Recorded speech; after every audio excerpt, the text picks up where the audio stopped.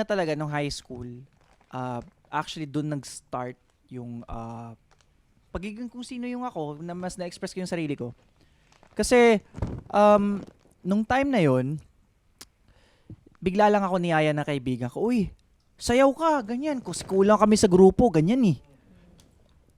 Ano kami, parang mas okay na mas marami tayo, ganyan. Tsaka tropa ka naman namin, di ka naman mali-left out. Sige, sayaw ka sa amin sa culmination ng basta TLE na program yon. So, nung time na yon as in, parang ako, nilalamon ako ng hiya ko, pero, ginoo ko na lang, parang siguro, sige nga, try ko na lang, ganun. So, nung time na yon from there on, doon nag-start, at doon ko na-explore yung sarili ko, at nasabi ko na, masaya pala to.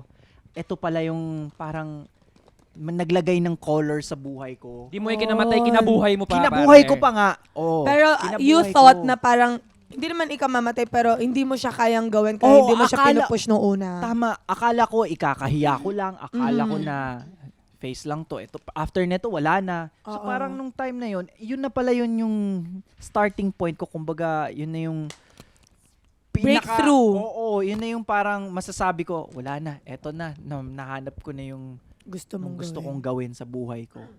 So, performing and then until such time na umabot talaga ako dito sa GMA. Oo. Hindi ko kinamatay, guys.